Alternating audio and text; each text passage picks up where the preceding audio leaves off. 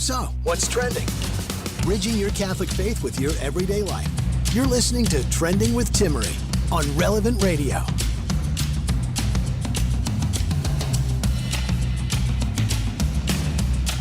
Welcome to our weekly happy hour today on Trending. Every Monday, diving into topics related to our day-to-day, moment-to-moment happiness, wherever you find yourself in life. We're actually going to talk a little bit later on about maybe you know someone who's single or you yourself are single and perhaps for a prolonged amount of time. How do you make the most of your single years? We'll also unpack a saint who I think it speaks a lot to the challenges we all face in our vocation, whether prolonged moments in single life or just that dissatisfaction that anyone might find, the desire for a home, the desire for a child, the desire for a new or different job or to live in a different state. There's so many things that can come up for all of us. And I think the saint that we'll unpack today speaks profoundly to understanding where we are at in our life. Joining me now is Beverly Thomson. She's joining us from the British Highlands, or actually the Scottish Highlands, originally from England, and we're going to talk about her work. Beverly Thomson is the author of the book Antidepressed, a breakthrough examination of the epidemic of antidepressant harm and dependence. I mentioned her book a few weeks ago here on Trending as I've been reading through it, and it talks about the crisis we're in today with the depression. We know that antidepressants are the second most prescribed medication here in the United States, and many studies have continued to emphasize that this question, but also the clarity that antidepressants aren't really effective and aren't necessarily what we need to be choosing to work through the struggles we are experiencing. And so to speak keenly to this issue, joining me now is Beverly Thomson. Beverly, welcome to Trending. Thank you so much. I'm very excited to be talking with you. Now, your work stood out to me about a year ago, and we've been trying to connect since then about the topic of the trend in antidepressant use, the harm of antidepressant dependence, and talking about real solutions and the real problem people are having surrounding happiness and depression as a whole. Can you speak a little bit to the trends we're seeing when it comes to antidepressants? Yeah, sure. Well, at the moment, I think about 1 in 5 Americans take a psychiatric drug. Millions around the world take antidepressants, and the prescribing of antidepressants is continuing to soar.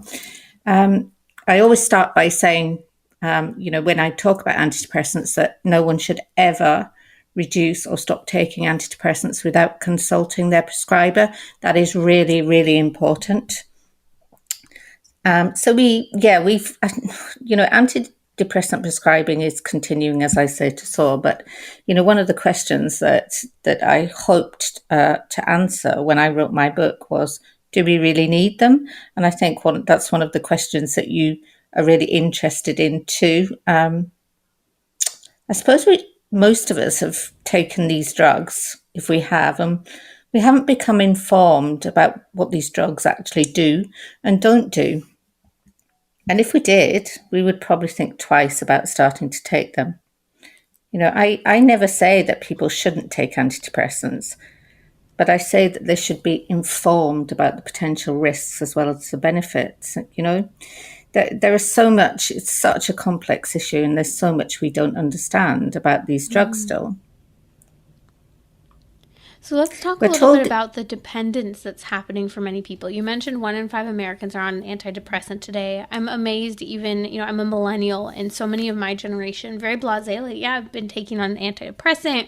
I've been on it for X so many years, and I'm surprised time and time again by the journey that's led them to where they're at with the antidepressant. And again, that dependence and fear of coming off of it. Yeah. After 12 years plus of research, my hope is that we start to question the safety and the efficacy of these drugs before we start to take them. And a lot of people say, and to me, I hear it in the media a lot, that we need these drugs. These drugs have saved my life. But unfortunately, needing these drugs has kind of become a self-fulfilling prophecy, because there are millions of people around the world now who are dependent on these drugs need them and don't actually realise, and that has really become their problem, their dependence. So should I explain a little bit about what dependence is on antidepressants? Yes, please do, Beverly. Okay. So as I said, people often say antidepressants saved my life, but it's often not until they try to reduce their medication that they start to ask questions about how the drugs change them and their lives. So to explain dependence. So being dependent on antidepressants means we need them to function in our new normal state. So these drugs don't cure us. I mean, we're often told, we have a chemical imbalance and this chemical imbalance needs to be fixed and these drugs will cure us. But actually what antidepressants do is they change us.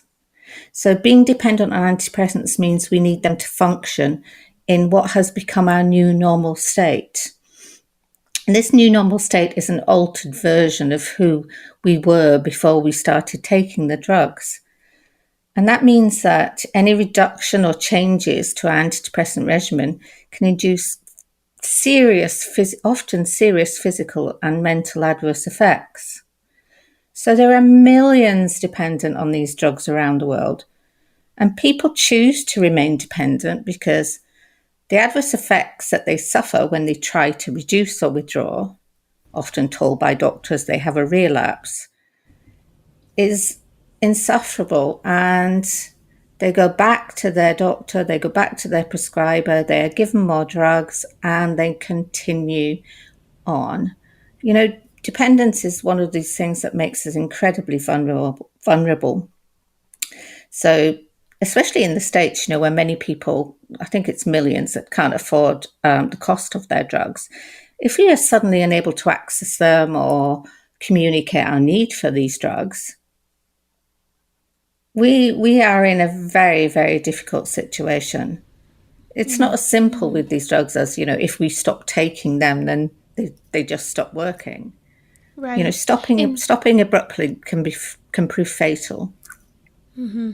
And that is true. And that's something as to why this topic has been of interest to me for years. I've seen firsthand with friends and close family the challenge of antidepressant use, the abrupt stopping of them, the change in dosages. We've seen a number of suicides or suicidality within friend and family groups because of the issue of antidepressants and how they are utilized. And it really does beg the question. I know many people firsthand have this experience, but with the large pharmaceutical companies and kind of the inability to make progress when it comes to any of the lawsuits that have come forward over this, there's just, I would say, a lot of disinformation. And, I think a lot of people will talk about this. And I think you have two camps. One camp who said, I would never take an antidepressant. And then another camp who, takes it. And of course, if that's something that's necessary. But I like your work because you talk about real solutions, you talk about the side effects, the problem of dependence, and the importance of informed consent with regard to taking it, especially for a long period of time. Can you talk a little bit to some of the side effects? I know especially in your research on this topic, you really kind of peel back the layers of the onion to help people understand the connection of the side effects occurring today in the brain chemistry. Yeah, sure. As I said, we have been told that these drugs actually, will fix our chemical imbalance or our serotonin imbalance. But there was a recent study which has been in the press very much by University College London, which actually tells us, that there is absolutely no evidence whatsoever that serotonin has anything to do with depression or is the cause of depression. So first of all, we have basically been lied to. And we've been lied to by psychiatry for many years about this. But most of us who work in the field have known this actually isn't the truth. Can you just clarify that? Because for those who are just joining us, this is really important, that the claim is that serotonin is the key component in depression, but the research has been clear for years, and something just came out again, I think you said from the University of London, that serotonin is not the cause for depression, and yet that's what we're trying to alter with these drugs, correct? Yeah, so we are told these drugs are treating a medical condition for which we might have been often given a subjective diagnosis. So we're often told they cure a chemical imbalance. But the reality is these are powerful psychoactive psychotropic drugs. And in fact, they're no different to illicit drugs. And we really have very little understanding of how they actually work. So this recent study at the University College London confirmed there is no evidence an abnormality in serotonin causes depression. So what we do know is, as I said, they don't cure us, they change us. They change us physically and they change us psychologically. And one of the problems that, or one of, the benefits have been widely promoted in terms of antidepressants, and the risks have been massively downplayed. So patient and anecdotal evidence, and I have read thousands and thousands of patient experiences and testimonies. The patient evidence, anecdotal evidence, paints an incredibly different picture to the one portrayed by doctors, by the pharmaceutical industry, and your wonderful TV commercials. I suppose what we have to think about before we go into a prescriber's office is, are we being treated medically with powerful, often life-changing drugs for conditions which are simply symptoms of our ability to cope with aspects of our lives? And if that's the case, don't we really need to think long and hard about this? Isn't that profoundly, I think, a question of the time, in a time where we do live in a culture where we want that quick and easy fix for everything, a frustrating state in life, that we're going to talk about singleness later on today on Trending, and it can be such a challenging, heartbreaking, and difficult season in life. But we live in the 21st century of immediacy, and so sometimes with our medication approach, it's this approach of immediacy, that quick fix. We hate suffering in the modern day. Briefly, could you just mention a handful of those side effects from being on antidepressants for a prolonged period of time, or even a short period of time? Sure. I usually, probably the most important study that I could quote in terms of adverse effects, and I'd like to call them adverse effects rather than side effects, because I think of something on the side as, a salad I get with my dinner rather than, so there was a 2018 study, and it asked people directly about, their responses to antidepressants.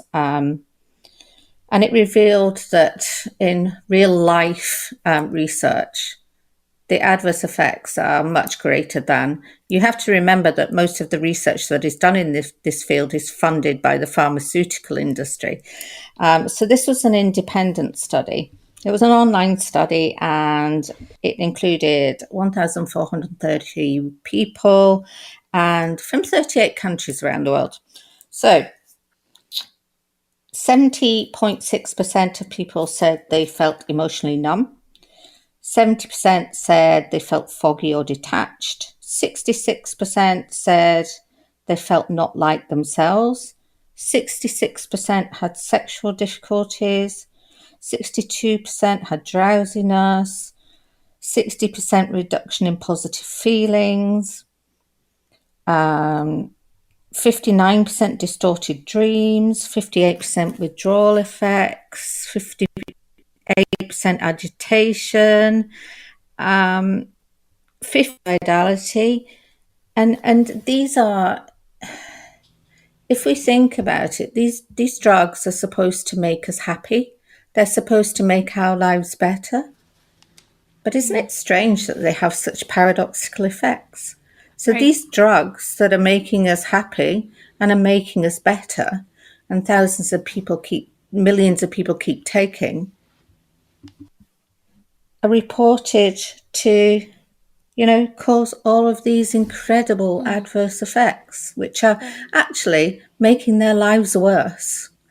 It's interesting because I worked for a number of years, and if you're just joining us, that's Beverly Thompson. She wrote the book Antidepressed, a breakthrough examination of epidemic antidepressant harm and dependence.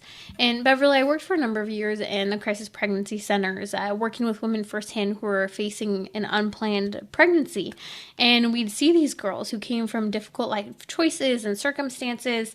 And over again, so many of them, we would be with them as they would go through the process of going on to an antidepressant, that, we'd be with them alongside their journey of whatever was happening. And we'd see the side effects that these girls were having. We'd see the emotional changes, the numbness, the detachment, the decrease in libido, the drowsiness, especially sometimes you'd see that in pregnancy, you'd see that in postpartum in these women.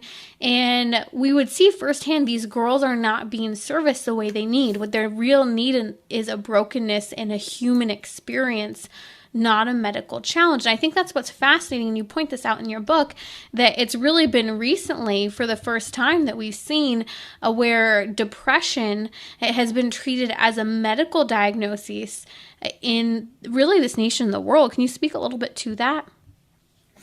Yeah, I think, going back to the question is whether we need these antidepressants or not. I think one of the most important things that I should say there is, if I look at the experiences of the many thousands of people that, I have encountered who have had difficulty with antidepressants, we don't need antidepressants. We actually need connectedness. We need a societal change in how we live our lives. We need governments to take responsibility for the things that are actually making us unhappy, making us depressed, making us anxious. So I'll give an example. Many of the people that, started on antidepressants were lonely. Mm-hmm. They were simply lonely. And I talk about so often, how many reductions in prescribing, how much it would change if we could simply address the epidemic of loneliness that we have in society nowadays. Amen. So true. It's at the heart of what's happening with antidepressants. I would argue predominantly among my peer group too, and people think that they're surprised when they discover they're lonely. Maybe they're married and they have this family. Why am I lonely? We still need human connection. We still need that connection with people of our age, of different ages and different seasons in life, to provide those mentorships and that guidance and that loving responsibility and reciprocity that has been lost in a very individualistic culture that we live in the West today. Yeah, I absolutely, totally agree. But I think that we have to take a degree of responsibility ourselves. I can talk for endless hours about, how I think the pharmaceutical industry and the medical industry need to take more responsibility. But I think we need to recognize more that the way that we live our lives isn't keeping us healthy. Beverly, can you talk about how a person can make informed decisions without falling into antidepressant use and dependence? Wow. I suppose what I wanted to do when I wrote the book is I wanted people to question their prescriber before they are handed a prescription. And I want them to realize that they have a right to ask their prescriber, are these drugs safe and are they effective? Which most of us don't do. Still, even though we do 3 billion Google searches a day, or 3 million, I can't remember, but we do lots. We still just accept that a doctor knows best. We live in the age of a consumer, and we take so little responsibility in terms of trying to understand to the best of our ability what these drugs actually do. So we have a right to receive honest answers from the medics, from the prescribers. In all other areas of medicine, we have to give informed consent before treatment. So if you have an operation, if you have procedures, and I want us to make educated decisions and informed choices about antidepressants.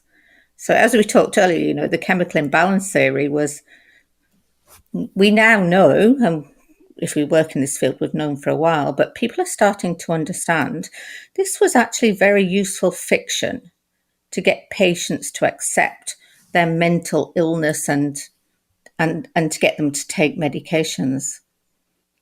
And we call this manufactured consent. So when it comes to these drugs, there has never really been any informed consent.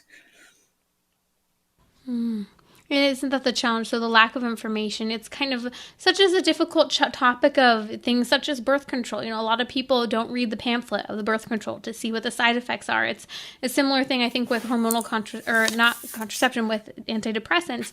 Read the pamphlet, know what the side effects are, be informed, have the information you need to make decisions, because a lot of this is listed in those pamphlets for the antidepressant itself, correct?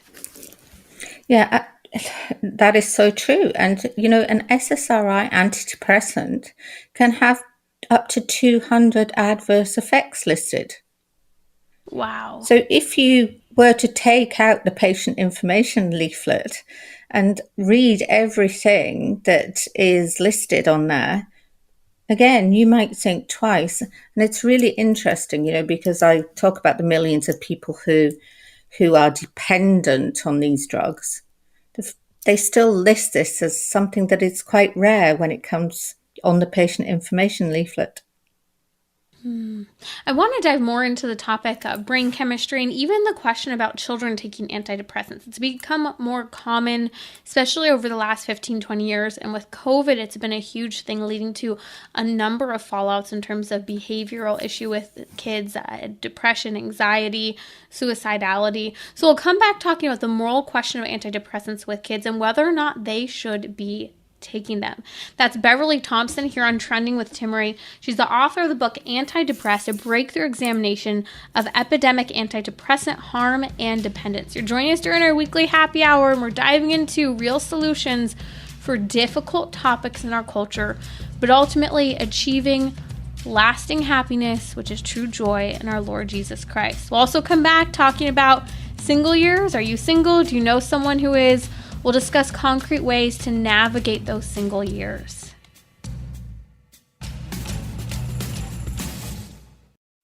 This hour is sponsored by Solidarity HealthShare. Join thousands who choose ethical and affordable healthcare. Go to CatholicHealthShare.com. Bridging your Catholic faith with your everyday life. You're listening to Trending with Timmerie on Relevant Radio and the Relevant Radio app. It's our weekly happy hour every Monday here on Trending, and often that means that we're addressing difficult topics that touch on wounds or changing things in our lives. Today we're going to talk about singleness. You know someone who's single. Are you single? We'll talk about making the most of your single years, but joining me now is Beverly Thompson. She's the author of the book Antidepressed, a breakthrough examination of epidemic antidepressant harm and dependence. We've been talking about the importance of informed consent, sort of like we talk a lot about informed consent when it comes to contraception, the lack of information people have and dive into with regard to side effects, and really treating, at least in this case, the topic of depression. We talk about real solutions, need for community, the challenges of the many side effects, the drug dependence that's happening. Antidepressants are the second most prescribed prescription today. It is new in the last really 50 years that depression has been treated as a medical issue, and where we're medicating this in particular. And we want to shift the conversation to the topic of children. Should minors have antidepressants? Is it a moral issue? What's happening with children's brain chemistry, and especially long term? Beverly, I'd like to hear your thoughts on the rise of children, especially with the last few years of COVID, taking antidepressants. Is this good for their brains? What's the long-term side effect, and should it be done? Well, this is a subject that I'm so passionate about, and I come at it from the perspective that children have rights.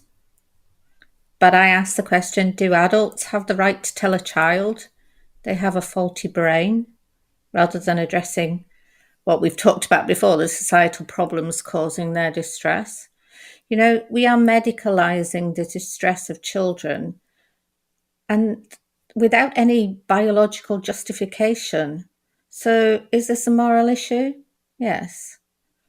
No one wants to harm their child, but in my opinion, nothing is more cruel than allowing children to believe they are mentally ill and they need psychoactive drugs to fix their brain.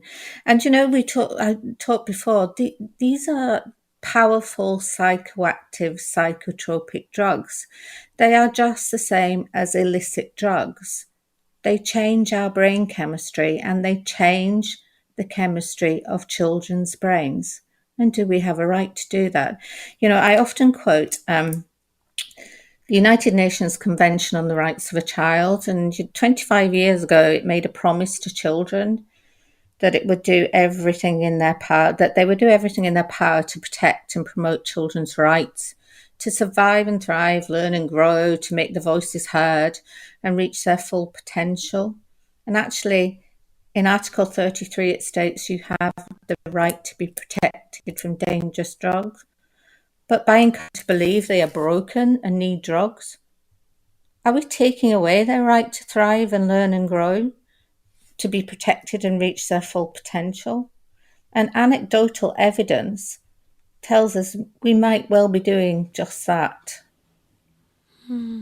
Can you speak a little bit to the brain chemistry specifically in children? Because with children, we're talking about brains that are still in the process of development. Some brains that haven't even embodied, that haven't even started, or are just going through the process of puberty.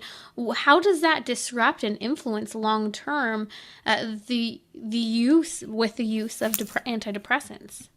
Well, we can go back to the fact that even with adults, there are no long-term studies that tell us exactly. It's only anecdotal evidence that tells us the long-term harm that these drugs do. So we have a generation of children who will be entering adulthood dependent on antidepressants. They might end up vulnerable for many reasons. But when they question the drugs that they were given as a child, or they don't like the way they turned out, because as I said before, these drugs don't cure us, they change us. Who are they going to blame? Who will they blame for that? You know, parents have usually already bought into the messages that, you know, conditions and disorders are biological and need drugs.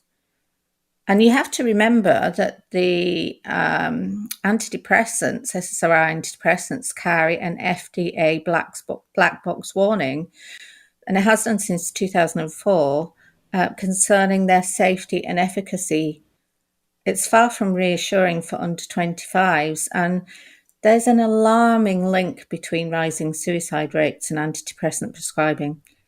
So the use of antidepressants by people under 25 with depression is associated with double the risk of suicidal thoughts and behaviors. Why isn't there long-term research or accountability on this topic, both with adults, but especially with children today? Well, there isn't long-term research because all the research is funded by the pharmaceutical industry, or most of the research. And research studies last, 6 weeks, a few months, but longer than that. And if we look back to the fact that many people have taken these drugs since, the birth of Prozac in 1988 and are still taking these drugs, the only way we know really what is happening to them and what has happened to their minds and their bodies due to these drugs is because of the experiences and the testimonies that we have from their experiences. We desperately need more independent research on these drugs, and we need that to happen very quickly. But in terms of children, most of the research was hidden in terms of the trials that were actually done, especially a drug for the drug paroxetine, which was given to children. And there's a very good book by David Healy that tells about the research that was done. As we're talking about this crisis among children, I have seen firsthand, we see this crisis of gender ideology today, and especially over the last few years, a rise in depression, a rise in suicidality, a rise in, out of nowhere, the sudden onset of gender dysphoria. And a lot of this has been linked to the misdiagnosis with depression and depression not being properly treated. And we're hearing about these young kids who are going on to antidepressants, and the next thing you know, they're not sleeping well, so now they need to take something else to help them sleep at night. And it's this just ongoing downhill snowball where these poor kids are suffering. And I feel for these parents, because I think the parents don't know what to do. And they want to see their kid healthy, they want to see their kid happy and thriving. How do you navigate through these situations in the midst of what is seemingly, this dependence on both the antidepressant as well as the sleeping drugs as well? I think that as parents, we need to educate ourselves about the powerful drugs that we might be giving to our children. It is so important because, as I said, no parent wants to intentionally harm their child. But it's down to the fact that we have taken these drugs for many, many years, and it's only recently that we've started to question their safety and their efficacy. And we really now, more than ever, need to desperately question. And when we go to our prescriber, we really need to ask that question. Can you tell me the proof that these antidepressants are safe and they're effective?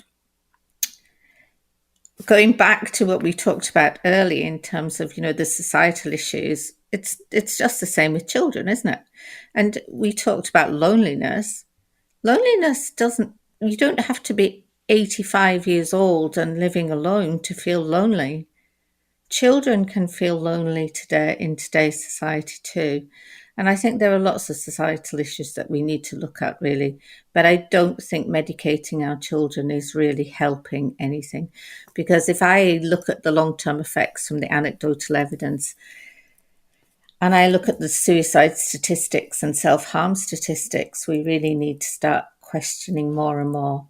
And one of the things that I must say, that if anybody has a child who is on medication, again, it should never be stopped abruptly without consulting a prescriber. That's Beverly Thomson, the author of the book Antidepressed, a breakthrough examination of epidemic antidepressant harm and dependence. She strives in this book to help inform adults, parents, to the reality of antidepressants, the dependence, the side effects, so that you can make real choices. Because we live in a time where, whether it's contraception, it's antidepressants, we really don't have a full grasp publicly of mainstream conversations surrounding the side effects and the harms and real solutions to the challenging circumstances we find ourselves in life. And so I hope you'll check out this book, Antidepressed. We'll post a link on social media. Follow me at Timmerie, Timmerie, to catch a link to this, or in the podcast notes. That's been Beverly Thompson here on Trending. Coming up on our happy hour, we're going to talk about the issue of singleness. Are you single? Do you know someone who is? How do you make the most of your single years? It's a growing challenge for many people, and so helping our loved ones or ourselves through this is an important point in our society when it comes to happiness.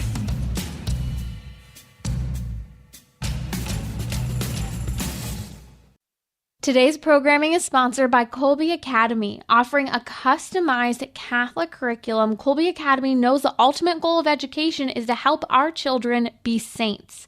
More info at relevantradio.com/Kolbe. So, what's trending? Bridging your Catholic faith with your everyday life. You're listening to Trending with Timmerie on Relevant Radio and the Relevant Radio app.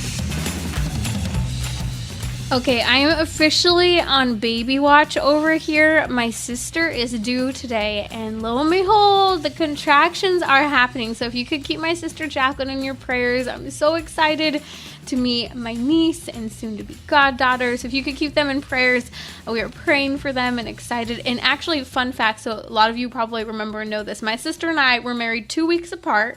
We then, a couple years later, both had babies exactly a week apart, and then we're pregnant again at the same time, except for this time she's having a baby now instead of in December when I'm due. So, and they're both girls again, so 2 sets of girls nearly the same exact age. It's lots of fun with our house. So if you could pray for her, we're on pins and needles, and it's actually a lot of fun because we had my sister due today, and then I had a cousin due the day before and a cousin due the next day. So we have been in baby heaven the last few weeks. So excited with all the joy of children over here. So lots of prayers, and I will keep you updated as this auntie is very eager for the news. Okay, so it's our weekly happy hour today on Trending, and one topic that is near and dear to my heart is the challenge of being single for a prolonged amount of time. I've been there, being unmarried for a long amount of time, wanting to be married, dating for way too long, the agony that can bring. And one of the challenging things is I think that when you're single for a prolonged period of time, it kind of leads to this vocational crisis at times. And I get it. And yet there's a saint I want to talk about in a little bit, and I think she speaks to that vocational crisis that can occur within prolonged single years. But I also want to speak to my experience of those single years and making the most of them. I recently read an article coming from Radiant Magazine, and it gave 6 concrete things to work on during that single time. And as I was reading it, I was going, yes, because this is where I found my greatest amount of joy in the midst of the stage in life I found myself in. And for me, if I were to summarize what my focus was on during those single years, and this is applicable whether you are single or you know someone who is, and you are just trying to be a friend through the navigation of that time. And I really want to encourage you, if you have friends who are single, who so deeply desire to be married, or people who are desiring to have children, pray for them. Pray for them. I really do try to make sure that my friends who are single in that state in life, that I'm praying for them. And God answers prayers. Let me tell you, I'm so grateful that list is shortening with time, and I hope it's a beacon of hope. But for me, the 3 really important things when I was single was I recognized that I was happiest when I recognized this was an opportunity to serve. That I wasn't serving within the context of the family. I didn't have a spouse to serve. I was serving within the context and the opportunity of this time that God has given me of being detached from living within the context of a marriage and family life. I also understood that my single years were a profound opportunity to grow in my faith. And that wasn't the only opportunity to grow in my faith, but that it was a foundation for whatever God was going to call me to today, tomorrow, and in the future years to come, in a hoped for at the time vocation to marriage. Now, those 3 things are really made up for me the heart of what I did, the choices I made. And for me, it was all about being involved in pro-life work and ministry work as much as I could while growing and working on growing myself, which was so important. But I think one of the challenges is that when you're not married and you want to be married, whether you've dated someone for a while or you're completely single, it's frustrating because it's easy to think that my current state in life is not my vocation. And I'm waiting for my life to start when my vocation starts, when I, quote unquote, get married. But the real challenge, and no matter what state in life we're in, is understanding that my current state in life is the vocation I have right now. That doesn't mean that God might not be calling you to marriage, to be a parent, to enter into religious life, but we have to focus on that universal call to holiness that we all have, and that is holiness. And part of being holy is living out that virtue of joy. That's why I wanted to talk about it today during our weekly happy hour, because to live out that virtue of joy in the midst of your current state in life, when there are so many desires for other things, is the real challenge day to day for all of us, not just if you're single, of achieving true peace and true joy, which, by the way, are 2 of the 12 fruits of the Holy Spirit. The here and now is the vocation you're living in, even if that means I'm unhappy because I'm single, or I'm unhappy because I haven't had children yet, or I'm unhappy because I don't like the job I'm in, or I want to live in a different state or a different house. There are so many moments of uneasiness and desire that can pull us away from living in the current moment, the current state in life where God has allowed us to be or chosen for us to be if we've been cooperating with His will in our lives. And no matter what, the current state in life is, again, the current opportunity for holiness, but it's also preparation for God, what God will call you to further down the road in your vocation. So I was reading this article from Radiant Magazine's Sarah Moon, and she was talking about 6 things to do while living out those single years and making the most of them. Number 1, she said, engage in small sacrifices. I think this is so important. Those small day-to-day sacrifices, especially today with these prolonged years of living single or living alone or with a couple roommates. You're not in the midst of that challenge of the give and take of having a spouse or having children. And it's easy to kind of just say, well, whatever to your roommate and get a new roommate if things aren't working out. Or to insist on your way because maybe you're paying for more of the rent or whatever it might be. Or maybe you're living alone. And so these small sacrifices really are in the midst of the environment you find yourself in. Maybe you're still at home living with your parents. Maybe you have a difficult roommate. Things such as, not just kind of being so this is mine, this is yours, and I do my dishes, you do your dishes. Having a little bit of, okay, there are a bunch of extra dishes in the sink, I can do that. Finding these mini sacrifices that, oh boy, marriage and children force you into, but can be really difficult if you live those prolonged single years and you have a harder time making those itty-bitty sacrifices that present their opportunities far too often if you've not been in the habit of it. So I liked that advice. Another thing that Sarah Moon says is get involved. This focuses on the whole idea of opportunity to serve, but it also falls into the third topic of community. Get involved, whether it's diving deep into the church you're at. Maybe it's youth ministry, maybe it's education, maybe it's hospitality. Getting involved in, for me, it was pro-life work. Getting involved in pro-life work in so many areas, volunteering my time, working in the pro-life movement. I had the ability when I was single to say yes in a way I never otherwise would have had that opportunity. And in that pro-life work, there's meaning because as we know, we discover ourselves, the truest meaning of ourselves as human beings in giving ourselves away. That is a symbol of Christ on the cross. That's the discovery of our human anthropology of Adam and Eve in the garden.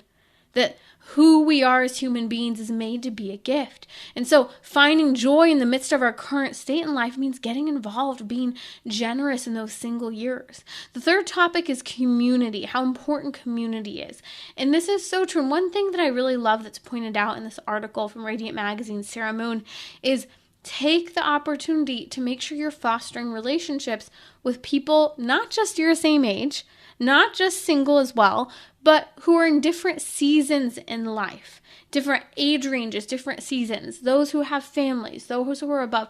I've been very blessed. For some reason, I've had a lot of mentorship from the older generation, but in particular, there have been a number of women in my life who have been widows, and I've lived with widows and have learned a lot about their marriages and their experiences and their woes of discovering themselves as widows at a very surprisingly young age and the challenges that can bring, but the joy it can also bring. And they're living a single life too, but at a different phase in their life, and to see how they had to battle just like everyone else, accepting the current state in life, accepting the change in vocation when they wanted something else, in addition to mourning the loss of a spouse, maybe finding themselves parenting, even if adult children, but, being the sole parent to children, whether minors or adults.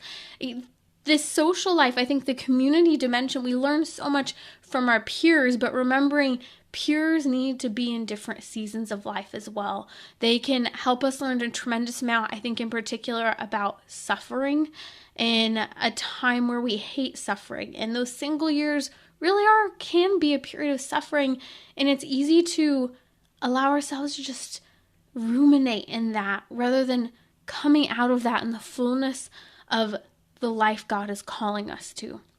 Another of the four of the six areas to focus in on during those single years that is listed in this article is social media, social media, social media. Why social media? Because social media, especially for women, can lead to a lot of comparison, depression, and sorrow. Social media can also just be an absolute time waster, where there could have been better time spent in prayer, in education, in community, in getting involved, in rest. Let's be true with ourselves. Sometimes we binge watch television or are on social media rather than getting the rest or the prayer time in that we should. So again, being aware of that social media, it's okay not to have it. It's okay not to check it.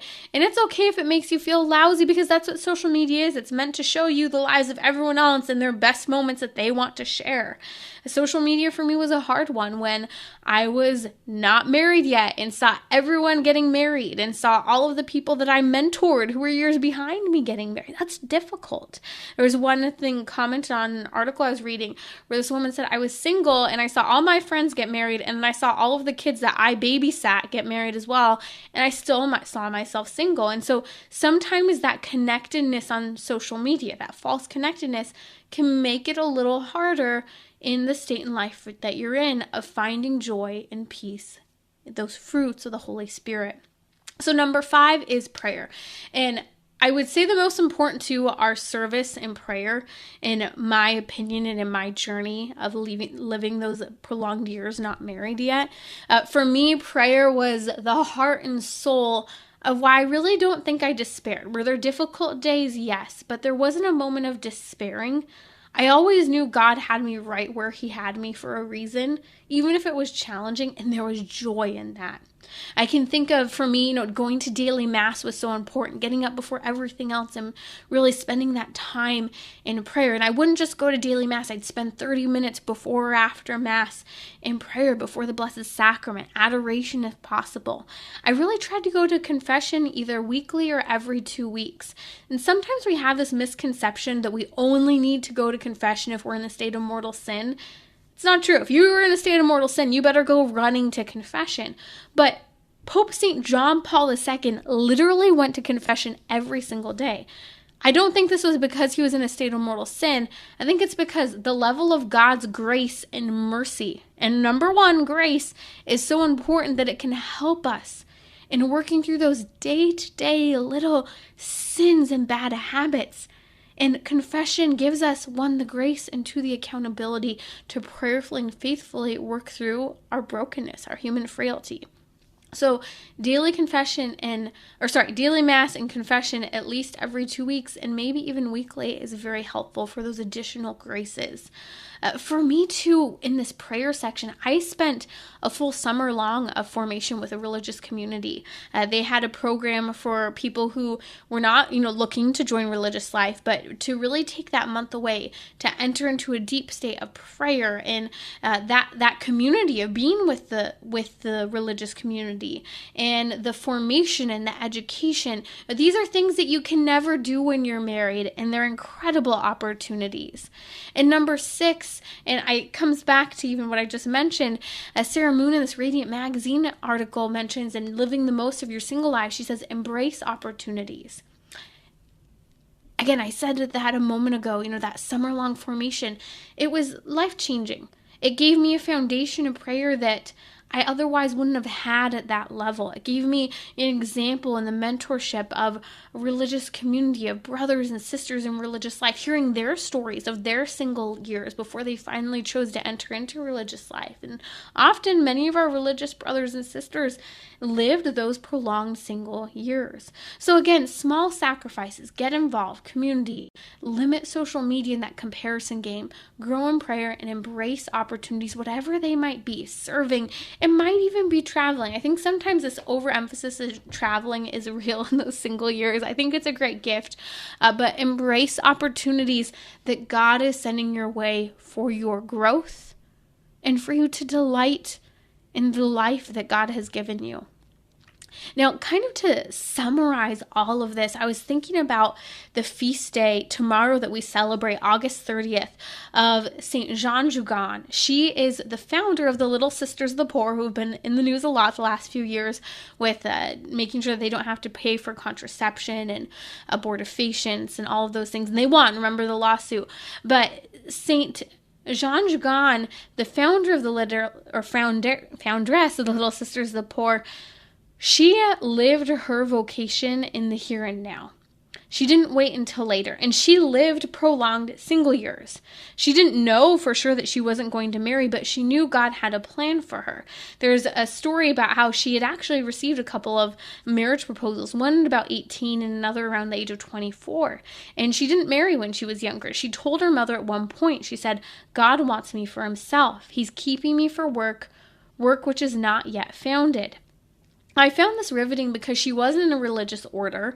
She didn't have a family. But here this young woman was understanding that I'm called to holiness now, and she was living out her current state in life. Now, at 25, she became a nurse and was working in a hospital. At one point, she met a poor elderly woman and saw the face of Christ in this stranger. On a cold night, she carried literally the woman to her home and placed the woman in her bed and cared for her. Next thing you know, Jeanne Jugan finds herself sleeping in the attic, and she begins caring for one elderly woman after another. Finally, she had to rent space out in order to provide rooms for the many people she was caring for. And years later, she obtains an old convent where she was able to house 40 people to care for the sick. St. Jeanne Jugan didn't wait to figure out what her vocation exactly was. She lived holiness in her current state in life, took joy in it, and recognized God had a great plan for her if she could only abandon herself in peace and joy to that today.